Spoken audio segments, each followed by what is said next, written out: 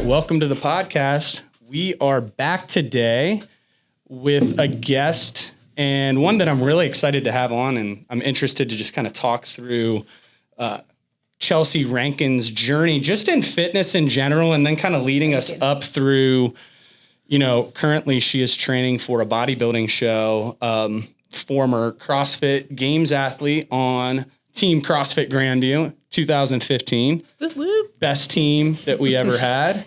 So she was a member of that. We were top 10 in the games. We were holding down second place for a minute there. We were right in the mix. So we had an amazing run that year. But, I think, Chelsea, what we like to do is just kind of start off, tell us your story, just athletics in general, give us a little synopsis, high school up through, just CrossFit in general, maybe 5 to 10 minutes. Okay. Yeah. Well, I played volleyball and lacrosse in high school. And then in college, I played collegiate lacrosse at a D3. So was that your main sport, would you say? Yeah. Okay. Yeah. I quit volleyball, maybe my senior year, just to focus on that. And just really enjoyed that sport.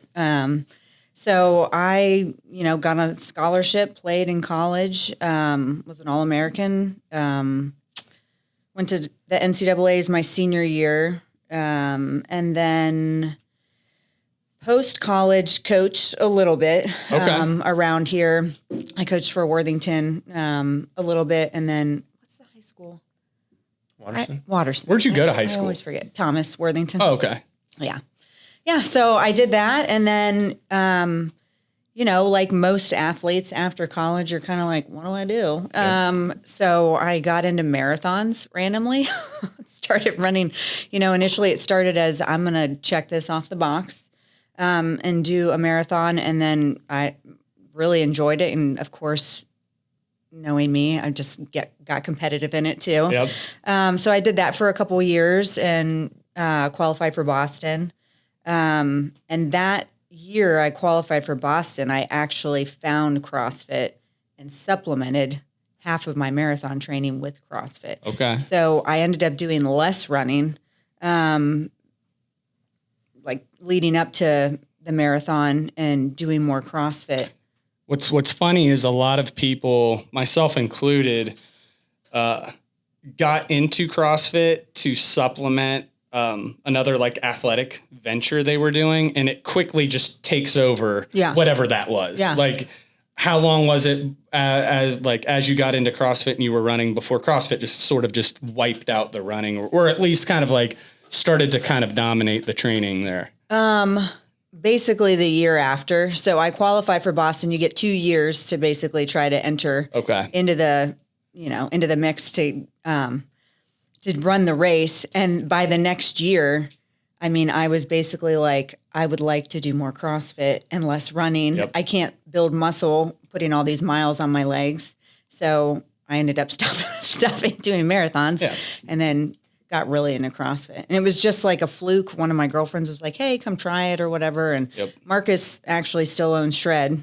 He's the one that I went to.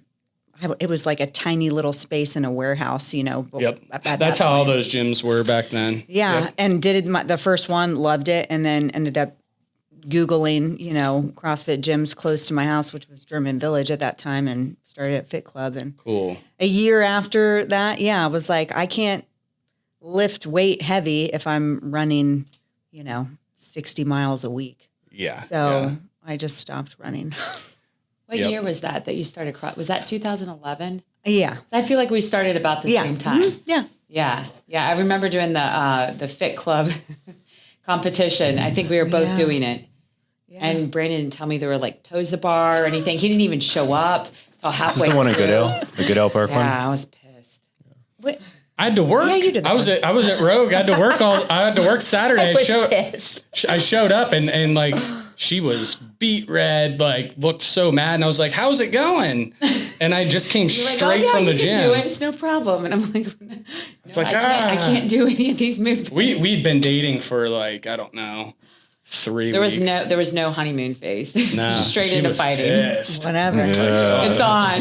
Shocker. It's like, I thought you were going to be here the whole time. I'm like, I was at the gym. That was where I first saw Dave. And literally, this is how crazy into CrossFit I was. I had a wedding that night. And I was like, I'll just do this competition. And I ended up making it to finals. I went to the wedding.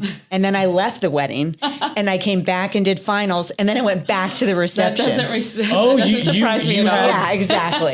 You I were was like, oh, I gotta go. I gotta go do this competition.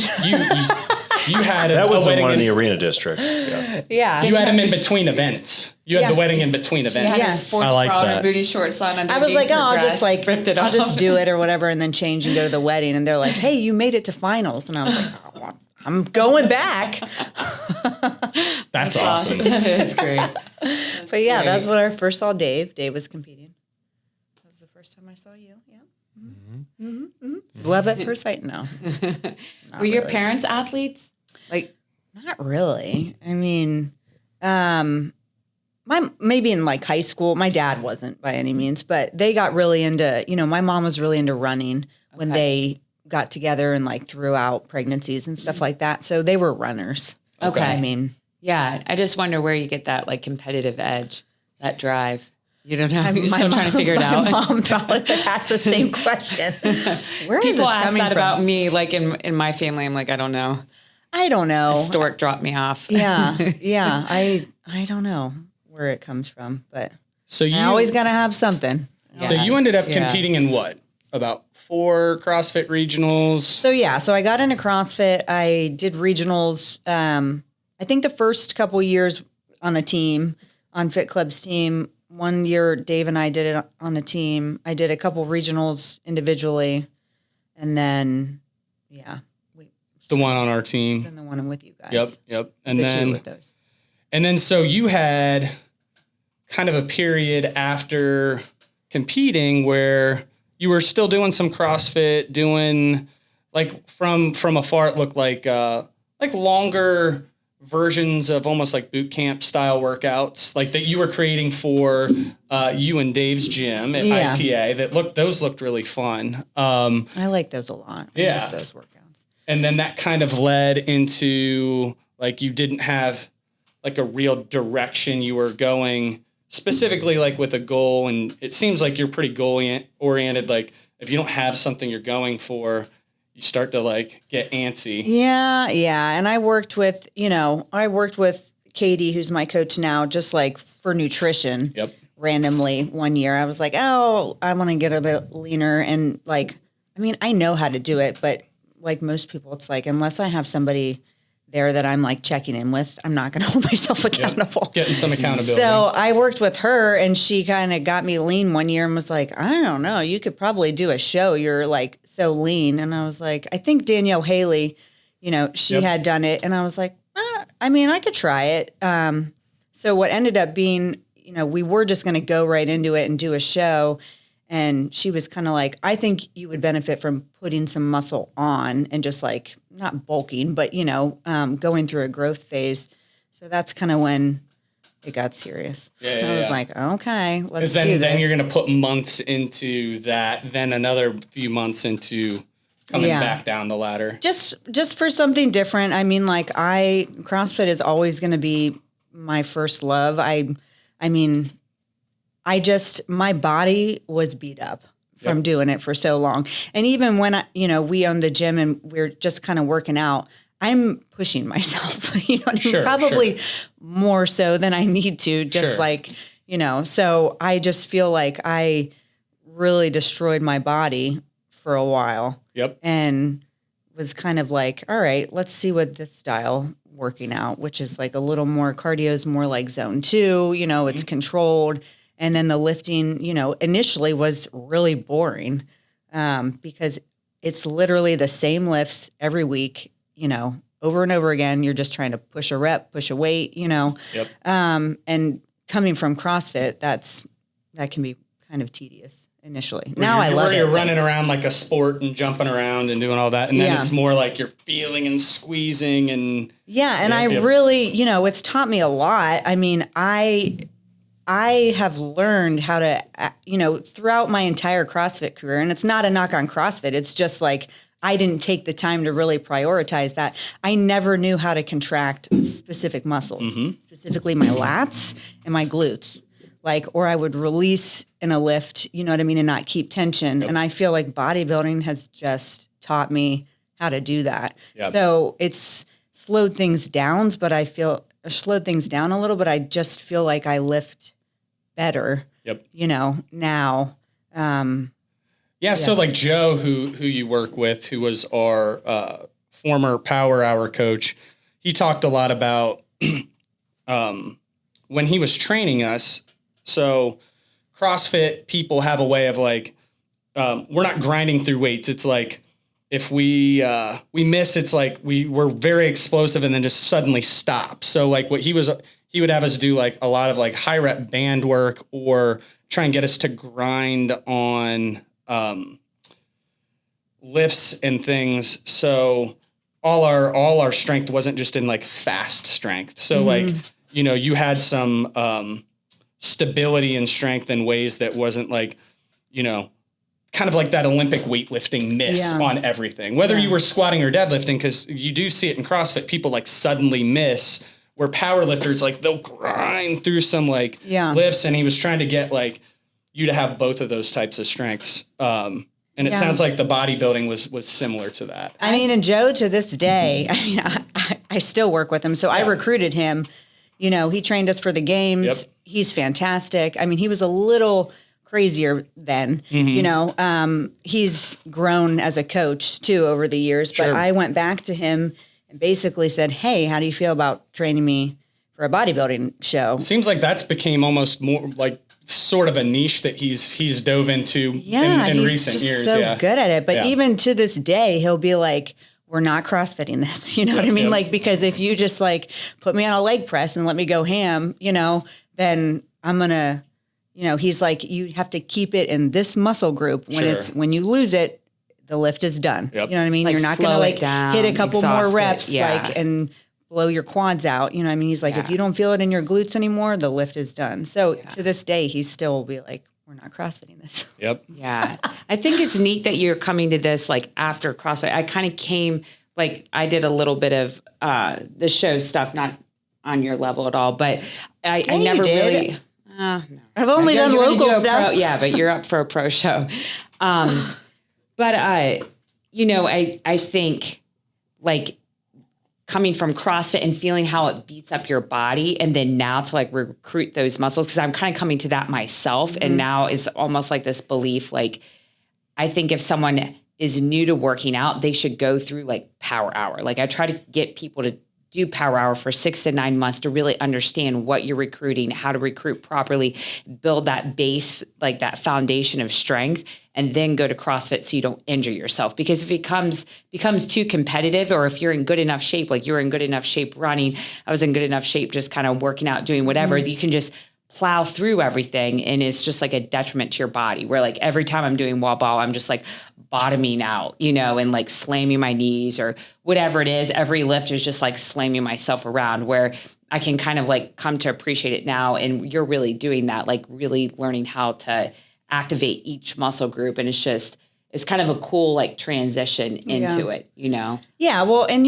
like, I don't know, with CrossFit, it's there's a difference between like pushing your lung capacity and pushing like your muscles, and I just think you and me are alike in a lot of ways. Like we will just go, you know what I mean? Like there's a switch, I'm going to go, I try to turn it off or turn it down, but when it's tough. And if you don't learn how to do that or learn how to back off, like I just, a lot of games athletes now can do that. They know, you know what I mean? They'll pull back. It's like, no, we're hitting percentages. Like you almost have to do that as any athlete now. But, I just did not prioritize that in my CrossFit. So it was a lot of go, go, go, which results in injuries. You know what I mean? Like, and it's a lot of just like, I got to try and beat this person next to me, or I got to try and beat this time. And if you take that out, and you just say, I'm going to make these movements perfect,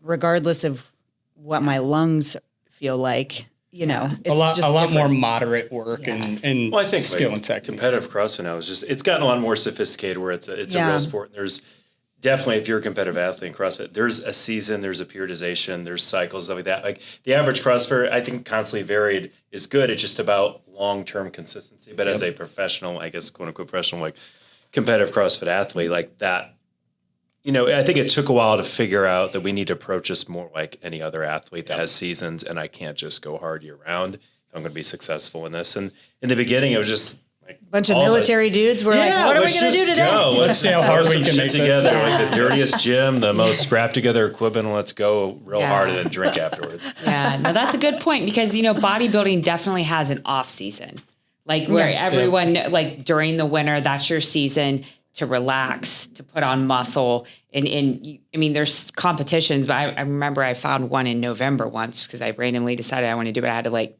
We had to drive to West Virginia and some weird, I don't know. It was a casino. Yeah, casino. some really random judging. It was pretty funny. But, it's like really promoting that, okay, hey, here's a time to work. Here's a time to rest. And every sport needs that. Yeah. But it's very all good. Consuming. Yeah. And it's very good that you see that and you're putting people through Power Hour and stuff, because I think that, I wish people would understand, you will build more muscle if you slow your movements down. I know it's so hard though. Is when you come from that mindset, or even just for me, I kind of came just from a cardio, conditioning. I love to run. Yeah. I'm a big runner too. And so hard to slow down and think that you're being productive. I think it's almost just in the nature of moving slow, feels like somehow you're not doing enough. Yeah. But it's so much harder. And it's just, I think, I get antsy and anxious and I'm like, no, I want to plow through so much, but I can feel the difference when I do that. And I've just seen over the years, if people come in without that experience or without that foundation, they can do it, but it's usually not a great outcome before they get injured or burnout or something. And so even if they won't be willing to listen to me in the beginning, I really try to work on okay, after a certain period of time, then I would transition into Power Hour and go through a 3 to 6 month cycle, whether it's in the fall or winter or whatever. So I am interested in asking you about your daily routine right now, because I know it's pretty gruesome. It sucks. So let's start with workouts, and then let's start with food. So are you 8 days? How many days out? No, less 7. About 7. A week. Okay. Yeah, because you compete on July 4th, right? Yay! All the fireworks. Yeah. My routine, to be honest, I started in the off season. So, and I think it's been easier to keep in prep, I guess, because from the time I got to Arizona, I was this way. But I'm up between 4 and 4:30 every day. Regardless of whether you have to work or not, just to kind of keep your body on that schedule so it's not thrown off. Yeah. Can you sleep in past that, or are you just up and wired for I 7? told Dave today, I was like, I'm going to sleep until 6:30. 4 o'clock rolled around. I'm like, all right, I'm up. I guess I would like to, and it probably would be easier, but I go to I'm so hungry at night. So that's what I was going to say. You're probably too hungry. Like your body wakes you up because it needs something to fuel on, or I go to bed early now because I'm starving and I'm grumpy and I'm like, I'm not staying up anymore, but, and I'm also tired, if you get up at 4 every morning, my body, the nice thing about this is you learn a lot about your body, how you feel, you know what I mean? So by 7, I'm I've been up for almost 16 hours. I'm winding down. I'm ready to go to bed. So I'm up either checking in with Katie. So I have to get in my suit, get in my heels, pose, take pictures. And this is a daily check-in. Now it is. Okay. And before, was it a weekly check-in? And so when did it turn into a daily check-in? It was weekly for all throughout my growth phase, and then the start of prep, and then probably the last 2 months, 6 weeks, it's been bi-weekly. Okay. And now peak week, we're doing it every day. And then leading up to the show, it'll be every meal. So Okay. after every meal. So I find this interesting is that, you always hear those people, I want to do a show. I'm like, okay, let's walk you through this. It sounds like fun. And you can, yes. but like me, I'm not going to do anything half-assed. So Right. I'm not getting on stage in a bathing suit and heels and like not looking okay. Right. And people that don't, and I've worked with those people and known that they kind of are like, oh, I'm okay with it. Every time they get up on stage, they are not okay with that. You can say whatever you want. Then when the lights hit you, you're like, oh shit, I wish I wouldn't have done this, and this, or had done this, this, and this, Yeah. So, okay. So you I'm started your prep 5 months ago, like for the cut. Yeah. So And then, I'm up. Yeah. I work out. If I work, I'm lifting and doing cardio before work. Right now, I'm doing my cardio. So I'll come in.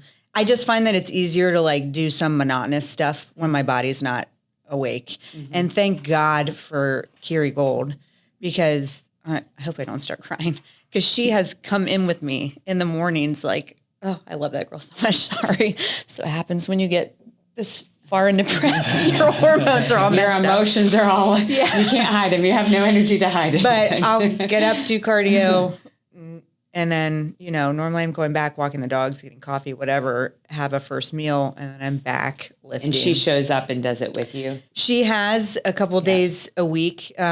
She works early too. So some days she's like, I can't do anything unless I go in early. So she'll come in and grind with me. And it's been like 70 minutes sometimes. And she's just like, whatever you want to do. And Maddie too, we work out together once a week. Yeah, I saw you guys all in here Sunday doing that. On the weekend, like, thank God for those girls. And they will be like, whatever movements you can do, whatever, you know what I mean? Like, they just do it. Yeah. And they did 70 minutes with me last weekend.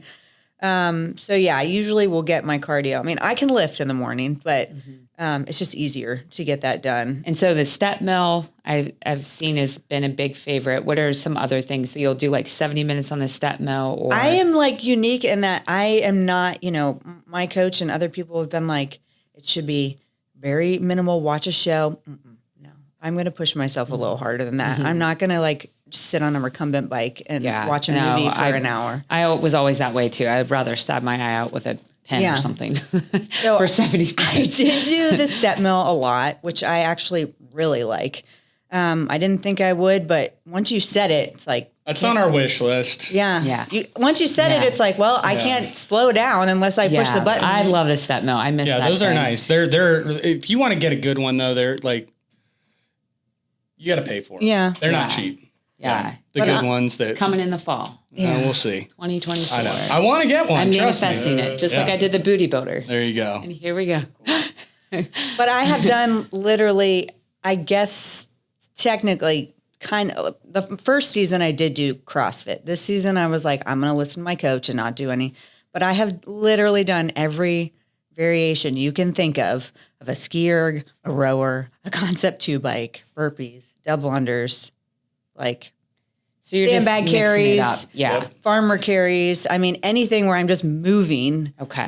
But I have to like get a sweat. Yeah. I can't just, So they choose the time, you choose the modality. Yeah, she'll say 7 days a week. It's been 6. Okay. So the most I've done is 6 days a week, 70 minutes of cardio. And you take one full rest day? I don't No. believe that. I was going to say. I'm lifting. So Okay. now my lifting in the off season went from maybe 4 days, which people Okay. don't understand. I'm like, I'm only lifting 3 or 4 days a week, heavy, hard as I In the can. off season, yeah. And then I'm allowing your body resting. to recover.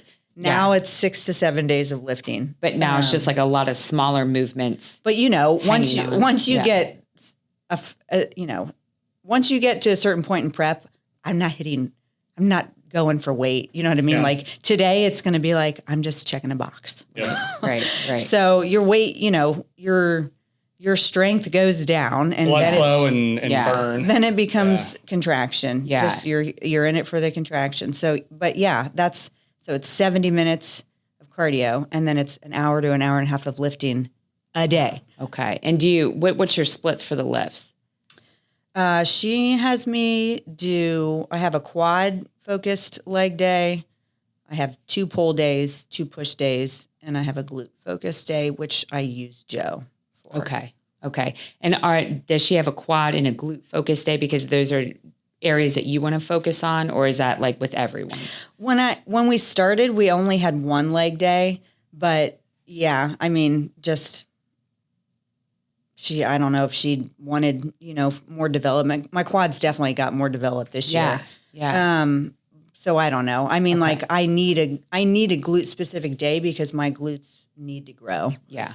So that was always something with Joe. And when I approached Joe, he was like, we're doing lats and we're doing glutes. Like that's what I need to work on with you. So, and lats are really important with this because it creates that hourglass. Yeah, you got to shape. have a V shape. Yeah.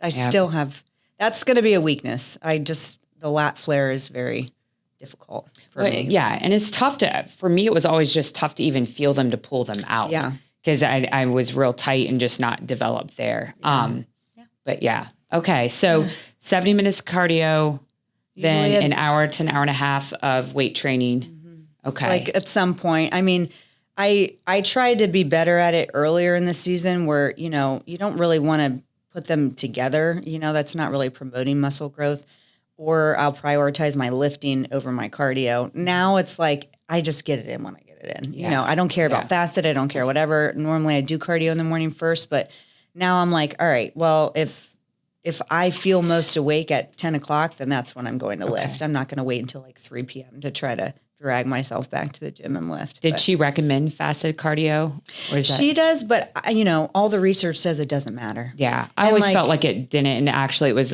better to kind of do it when I was a little more awake and had more energy. Yeah. And technically, they consider fasted cardio too if you do it after you lift, because you really haven't had a meal in like a couple hours. You're just depleting your glucose then, basically. Do you swim at all? No, I really wanted to, but I didn't get around to it this year. Yeah, I was just wondering if you use that ever as like a day. I did want to, but in Arizona, I didn't have a pool. And then by the time I got back, it's like I'm in a routine and that's. Yeah. What about the afternoons or evenings? Do you do anything, or do you have a certain amount of activity you try to hit, like steps? Yeah, she has steps. I don't monitor that. I'm like, I know I walk enough. If I work a shift, I'm an ER nurse, I'm walking. So I'm getting my steps in. But a lot of times after my cardio, I'll go back and lately I've taken the dogs for like a 3 to 5 mile walk. Wow. In the morning. Okay. I get it. Yeah. So that's another. Yeah. So I get my steps 60 in. to 90 minutes. So usually by like noon, everything's done now. Yeah. So it's about roughly 3 hours of conditioning in weight training if you include like that walk that you do every day. Yeah. Okay. She wants like 7,000 to 10,000 steps. Oh yeah. You probably get like triple that. Yeah. So I'm like, I'm not somebody who's going to be like, oh, I got, Yeah. I just don't have a watch or anything. I just kind of. Oh, sorry. I was just thinking like my mouth was about to do what I'm thinking here. What does the last like week look like? What do you do? Because I'm sure there's a very specific kind of thing that you do the last 5-6 days, like leading into it, that's been different than the, month so or my so. water intake is pretty high right now. Yeah. How much do you take in now? At least 2 gallons. Wow. That's a lot. Yeah. Is that hard for you now, or do you feel like your body needs it? When it's hot out, it's easier, and I don't know, like if you put a little Mio, most people will be like, oh, take that out. I'm not. Yeah. So I try to get a gallon in. I've gotten a gallon in so far this morning. Wow. And if I'm up at 4, you know what I mean? So we push the water. I'm salting everything.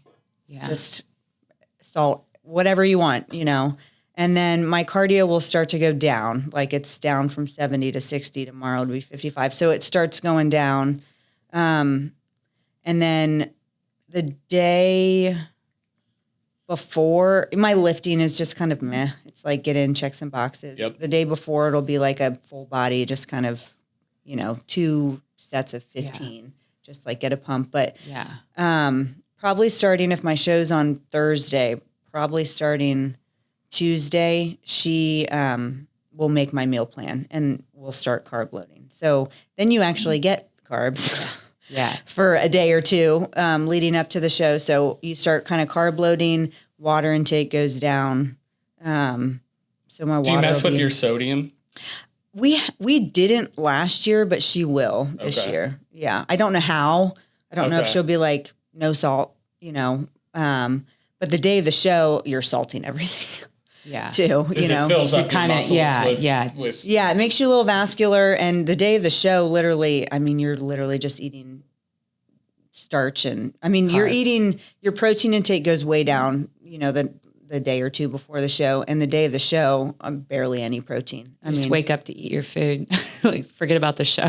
you just eat carbs and minimal water and a lot of salt and just wait around. And that drives the it makes your muscles look fuller when you do that. Yeah. So, carbs are little sponges. Yep. So you're depleted. So like leading up to it, they say you look flat, so you just look, flat. Basically, you've got no glycogen stores in your muscles, and then you just start feeding your muscles and they kind of blow up. So you look, I was like, last year I was like 115 as low as I got weight wise. And I probably was like 125 on stage just from, you know what I mean? Okay. And normally, like, say before you started doing shows, you were pretty lean. Like when you guys had the gym and you were hiking a lot and just kind of doing those workouts, would you normally sit around like 130, 135?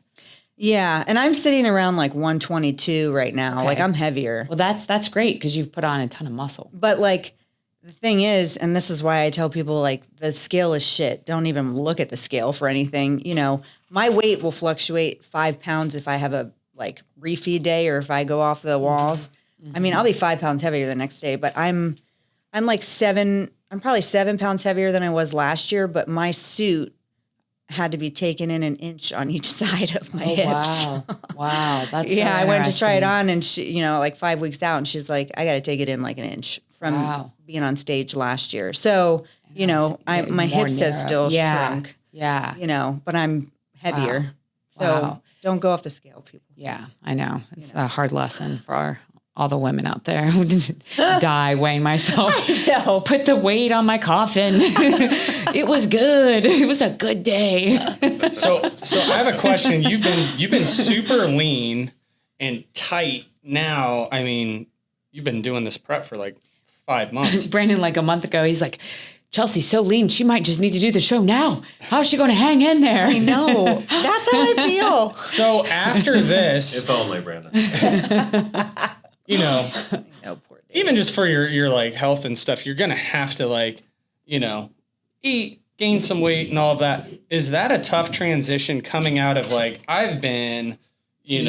super tight and like I can't hardly pinch an ounce of fat on my body to where like it's unsustainable and you can't keep that going all the time. When she has another show in 2 weeks after. I canceled it. Oh, you did? Yep. One and done this year. Good for you. So, that's what happens. They get a hold of you and they're like, but you look real good in 2 more weeks and then another one. And the amount that I've had to go through in this prep just with everything that's gone on, I just don't mentally... Good for you. Yeah. So, and I literally was in Arizona for 5.5 months and came back middle of prep and have not been able to hang out with my husband. I'm just kind of like, I'm over it. I just want to spend time with, and do some fun stuff. Go have some fun. Yep. Yeah. So is there a plan then for like, hey, we want to make sure you're gaining this amount every week, or are you just going to kind of intuitively go through it, or? I probably will intuitively do it a little bit. I used Katie last year to reverse diet. I didn't reverse as well as I wanted to. It's hard. You go from being very restricted and then you really don't have to if you don't want to. My stomach is smaller, so if I overeat, it hurts, Oh, Brandon's been through that. Yeah. Decided to have bourbon milkshakes after one show. He's like, what are you doing? Kate's like, I'm going to party so hard tonight. Like after we did the show. I did the show. Home. My stomach. I had a buddy and set him up on a double date. And then she ordered, ice cream milkshakes with bourbon at like, I don't know, we were at a cheesecake factory. And, the show was at Easton. And so, I'm like, we're having a good time. We got a bunch of people around. We're having some drinks and stuff. My buddy and the girl are like hitting it off. We're there 15, 20 minutes. And Kate's like turning green.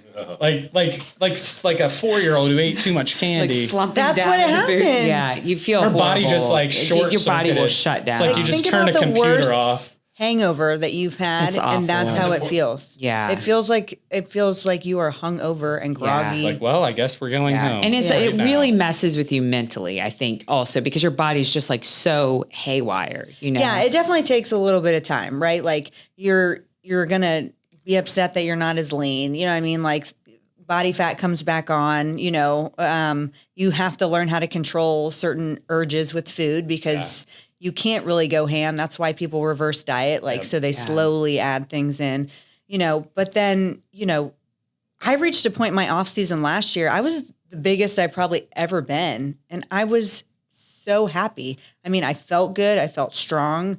Like I didn't care if I had a 6-pack. Yep. I mean, That's good. So it takes, Yeah. you know, but it took months To- for to- me to to be get like the head mentally wrapped, like, yeah. oh my, you know, like I can't fit into any of these clothes that I, you know, wore in the summer and stuff Yeah. like that. So it is hard on people. And that's why, you know, certain people, I feel like probably compete as much as they do because they just constantly want to stay lean. Yeah. And that can create a whole nother host of issues, I'm Before sure. I know we need to wrap up, but I'm just curious, are you on like a set macro count now, or do you now, is it a meal plan or just macros? Like, hey, let's hit these carbs, protein, and fat. It's just macros. That's what me and Katie do now. Like I said, Tuesday she's gonna make my Then she meal gets plan, more and she'll be like, specific. "This is what," and so I'll buy all the stuff at the hotel, and that's okay. But yeah, just to give you a frame of reference, like in my off season, so I'm 122 now. My off season I was like 148. My protein is 180 constantly, 180 grams. I've not deviated that, so that's a lot of protein. Yeah. You know, I was eating close to 400 grams of carbs a day with maybe like 60 grams of fat.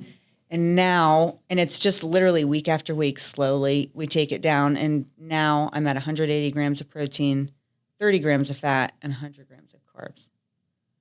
Okay. And I feel like I'm dying. Yeah. Yeah. That's big. And I mean, that's still- a big cut. But that's not, so what does that It's equal like out to 1,300 calories. Okay. Yeah. Yeah. I mean, With I know all I've of- been there. With all of the cardio and the stuff I'm Yeah. doing, it's just like you're just kind of like, all right, where can I expend energy? And then you don't when feel can like I not? living. Yeah. You're putting $3 of gas in the car and then driving it. I mean, Dave can attest, and there is nobody that it affects more than the significant others. And I'm telling you right now, Dave is a freaking saint. You know, for just everything that it's hard. It's hard, and I don't know when I'll do another one, or it'll always be there. I don't know how I'll do, so I just don't want to come in last. At a That was national always mine show. too. I don't think that's not going to happen. Yeah, but he's Well, just deals with it's it. very admirable, and you've certainly, you've put in a ton of work, and we've all seen it, for the past year. Like you've been in here just working your ass off, and when you were away, every time you're coming back, like, laser focus, and regardless of wherever you place, I think it'll be really well. Like you're a walking testament to it. So like, thanks, big inspiration for everyone around. Like everyone's like, how does she do? It's like, We'll tell you. Yeah, It only takes about 3.5 hours a day. Yeah. I mean, this 5 podcast, months. this podcast is great for people to Simple. actually wrap their head around. Cause easy. it's not, People don't realize magic. how It much- is, yeah. it is a set of, I have had no life for 5 months. I'm telling you. maniacally, following orders and not bullshitting it, and like really staying true to like executing thing after thing over a really long period of time without deviating. So that is something that, And I will say most one people thing don't have. too, like Dave and I were sitting out talking one day, Dave is pretty lean. He just maintains, he's got a lot of muscle mass. The more muscle you have, the leaner you stay, and he eats well, whatever. But we were sitting out on the porch, and his leg is crossed, and his hamstring is just like popped out. I'm just like, this MFer, living his best life, like eating, you know what I mean? And I'm just killing myself. And I think it's just worth noting, like, women are not meant to be this lean. You know what I mean? To Sure. get to this level, like, you're going to have to hurt. a little bit. So I just, we're clients, anybody that comes in, I just feel like, all right, like have an idea, you know what I mean? Like of what you're willing to sacrifice, and then you kind of backtrack and goal plan from there. Right. No, that's exactly kind of where we're moving to conversations with people too. And it doesn't need to look like anyone else, but sometimes to have an example of like how much life you have to give up at different points kind of helps. Like, hey, you could, from where you're sitting here, you could do this if you did X, Y, Z. And a lot of it's how much work you have or have not put in so far. Yeah. If you're coming from the couch in, it's a lot more. But I just think people don't understand the sacrifice. And I think that's like a lot of, we wanted you on here to feature you, but just to understand like what you have, how much work you have to put into. Yeah. It's pretty wild. I have not had a drink of alcohol in 6 months. I have not been able to hang out with my friends or family. And it just gets hard. Like you aren't present because all I'm thinking about is like, what do I have to do? When do I get to eat next? I'm hungry. I'm tired. And that just takes away from And when life, you don't have carbs, I always felt like I couldn't, I was like always kind of half there, like the last couple months. It's hard to gather your thoughts and stuff. Yeah. So, it's, you're giving up a lot. Like I said, I'm kind of like an all-in person. Like I'm going to go hard at whatever goal that I set for myself. So, you just kind of have to figure out what you're willing to sacrifice for something. Absolutely. Yeah. Well, before we wrap this, Chelsea, I think this was a really cool conversation so people can really understand it. But, one thing before we wrap is I just wanted to give a shout out to the guy across the camera here, Mike. So Mike is finishing up with us this week. He recently took a accounting job, and Mike has been a part of the gym for a decade. He started his photography business, taking pictures in our classes, and he really has done some phenomenal work and helped this business grow. Particularly, the last 5 years, he kind of ramped up his role and took on more and more responsibilities. And really, when COVID and the lockdowns hit, brought him on full time, and he was hanging out with me that whole lockdown period, almost every day, shooting videos, really being my sounding board. We were just trying to basically work through how we were going to keep the business afloat and alive. And we were just trying to come up with ideas, and we created the whole Edge thing and sending daily workout videos from different places all over Columbus. And we ended up going to Colorado and doing, a big hike up the mountain, came to the Tulum trips. We really did a lot of cool, innovative stuff that I don't think really a lot of CrossFit gyms have done before. So Mike was a real pioneer in helping me kind of execute our vision and just doing things on a level that outside of the big companies, say maybe a Mayhem or Proven, I don't think I'd really seen in CrossFit. So I can't thank Mike enough for all the cool work and innovative stuff that we kind of came up with. And, I really wish him well in the future. And, we'll keep trying to figure things out, but it's really bittersweet to see him go. And it's going to be a tough transition, just replacing that. We had a good workflow and stuff together for years. So Mike, I really want to thank you, buddy. Cheers, I appreciate Mike. you, bud. All right. We'll see you next time.